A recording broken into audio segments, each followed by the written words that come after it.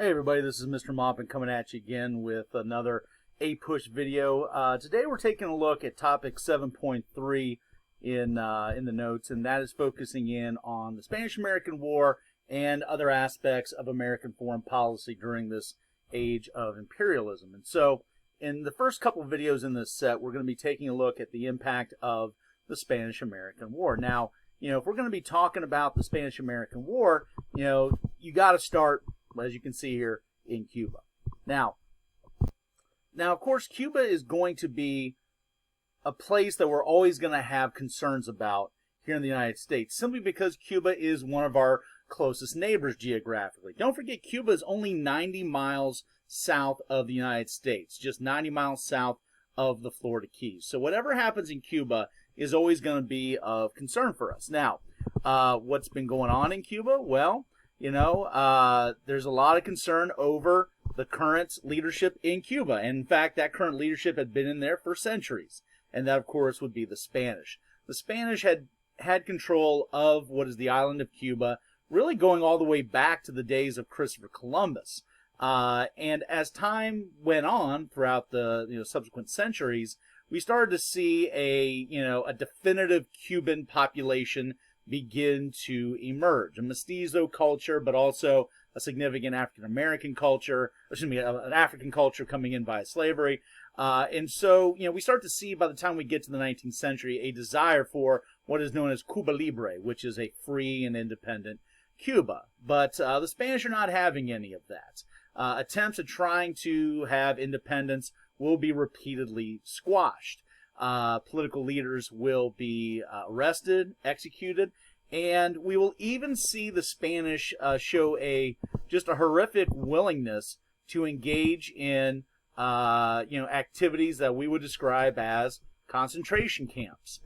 Sadly, the Spanish are going to be inspired to create these concentration camps based on policies that the U.S. had regarding the creation of Native American reservations. Now, when we say concentration camps, we're not necessarily talking about what we saw, like at Auschwitz in World War II during the Holocaust, but it is talking about, collecting people in a central area, not allowing them to leave, limited access to food and resources. These kinds of places saw disease spread very quickly. So yeah, these are pretty horrific, brutal tactics that the Spanish are going to be willing to use to try to shut down any attempts at organizing a rebellion in Cuba.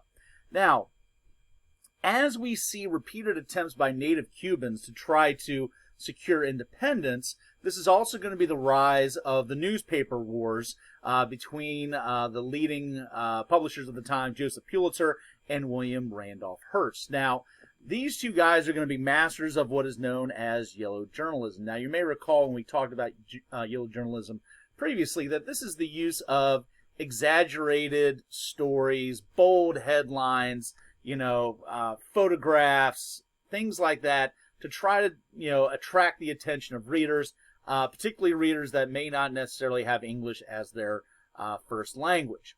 Now, as the Spanish atrocities are getting worse, you're going to see American newspapers playing up on this. So what you would see in American newspapers is article after article after article that is going to be in a very dramatic way trying to show the brutality of the Spanish and how the innocent native Cubans are being oppressed, that the Spanish are like monsters, engaging all sorts of atrocious activities.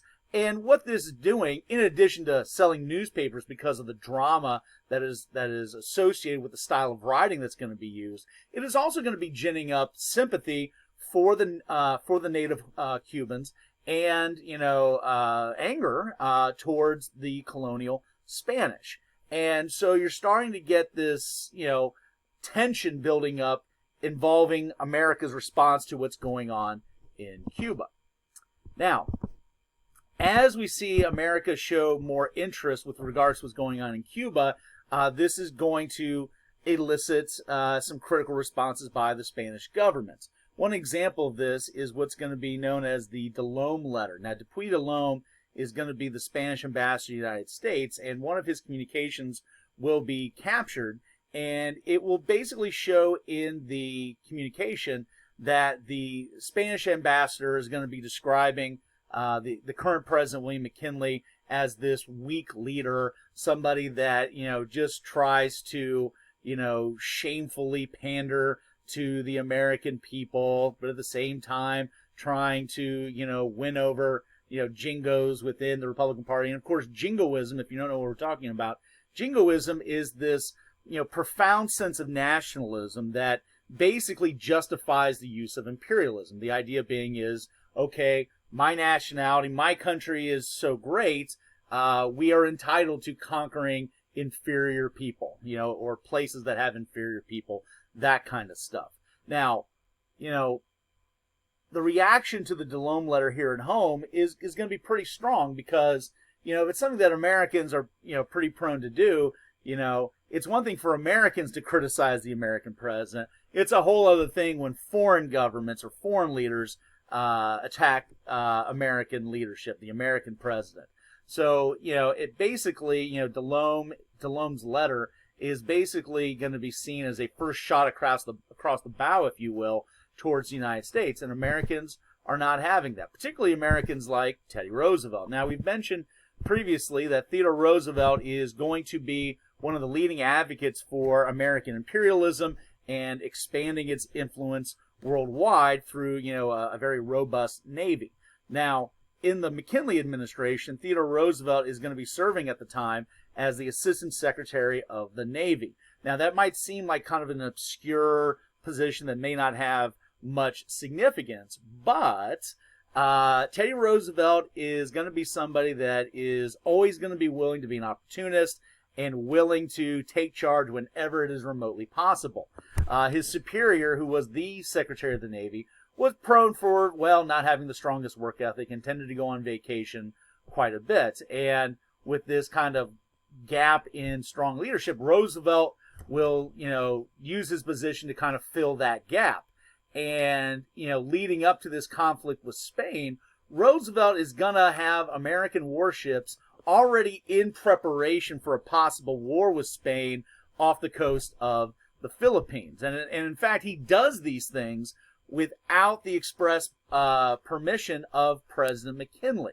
Roosevelt was known to have described McKinley amongst friends as, having the backbone of a chocolate eclair. The idea being is that McKinley was not a strong enough imperialist for at least Theodore Roosevelt's liking.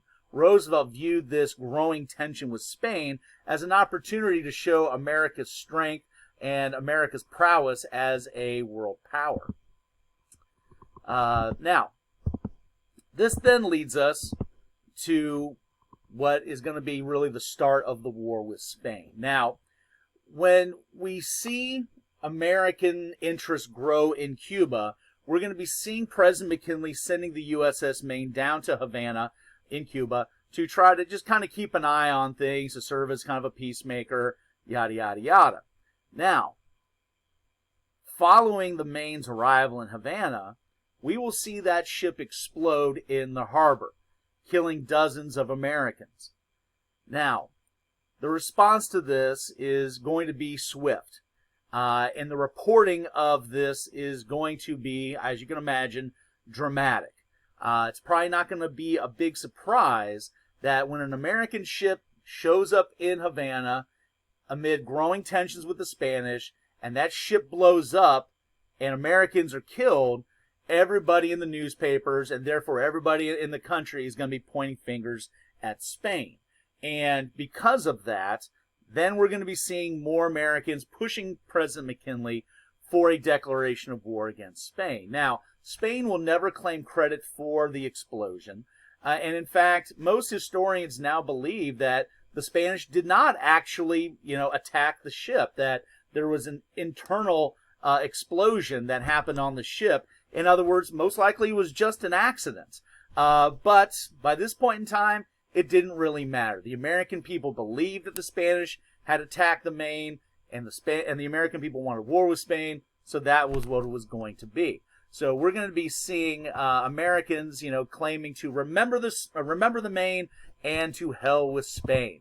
And this is then, of course, is going to lead to the actual start of the war itself. Now, This war is going to be described by Secretary of State John Hay at the time as a splendid little war. And that's going to be in part because it wasn't a very long war. It was just a couple months long in the summer of 1898. And what's going to be interesting about this is that it's not maybe necessarily so much going to be showing off American military prowess, but perhaps the just absolute, almost comical weakness of the Spanish military. If this was a football game, I would kind of describe this as, the U.S. having 4 turnovers and the Spanish having 7 turnovers, because it was a comedy of errors to a certain degree, especially early on in the conflict. We saw American military personnel that had not fought a war since the Civil War. So we had an extremely small and green military force. We were not properly well supplied. Case in point would be, Theodore Roosevelt's Rough Riders and how they, were designed to be a cavalry unit. And, they trained as cavalry. But by the time they get to Cuba, they don't have any horses. And so they're going to have to be unmounted cavalry, in essence, for lack of a better term, infantry. So that's just one example of how, this was mismanaged in many respects. You saw soldiers that were uniformed with, and note the climate. We're talking about summertime in Cuba, summertime in the tropics, being outfitted with woolen uniforms. So there's going to be just, a number of errors that the U.S. military is going to be engaging in. Some reporters describe the American landing on the northern coast of Cuba as looking more like a yachting party than an actual, marine invasion. But nonetheless, as kind of ridiculous as the U.S. looked, the Spanish were even worse. They clearly were undermanned, clearly underfunded, under-resourced, dealing with all sorts of corruption in the military and the government, and the Spanish were just an absolute mess. And so you're going to see American forces doing a really, really good job compared to what they were facing in the Spanish. Now, the Rough Riders, we do remember these folks in part because of the leadership under Theodore Roosevelt. Roosevelt, as soon as the war starts, resigns his commission as the Assistant Secretary of the Navy to join a volunteer, as we've mentioned, cavalry unit. Now, it's going to be described by Roosevelt as the Rough Riders because these are going to be guys that, in many respects, are going to be a cross-section of American society. You've got Ivy League elitists like Roosevelt there, but you've also got ranchers from Texas. You've got professional athletes. You've got Native Americans. You've got, farmers from Nebraska. There's outlaws. I mean, there's a whole, it's a real motley crew of guys that are thrown together. And if you're a reporter, you're going to be following the exploits of the Rough Riders because there was no better copy than what came from out of the mouth of Theodore Roosevelt. Roosevelt loved the attention. He loved the spotlight. He was certainly not afraid to brag about the greatness of the Rough Riders before they even saw a battle. And so the Rough Riders are going to get a tremendous amount of media attention during this conflict, for sure. But note, it's not going to be without merit. We will see American forces, once they do kind of get established, having some success. And the Rough Riders will be a part of that. You're talking about, the victories at San Juan Hill. You're talking about success at Santiago. And the Rough Riders are going to be playing a critical role in that, for sure. But note, what's going to be killing the vast majority of Americans will not be Spanish bullets or, mines or things like that. It's going to be disease. It's going to be outbreaks of malaria and yellow fever and stuff like that, dehydration. And so, the Americans are going to win the war, but, in many respects, it's not exactly on the same level of what we saw in the Civil War or the World Wars. But nonetheless, this is going to work out very, very well. All right, so we're going to go ahead and leave it there for now. Next time, we're going to talk about the effects of this war. Once we do secure victory, what is this then going to mean for America and these other areas affected by American imperialism? We'll see you next time. Bye-bye.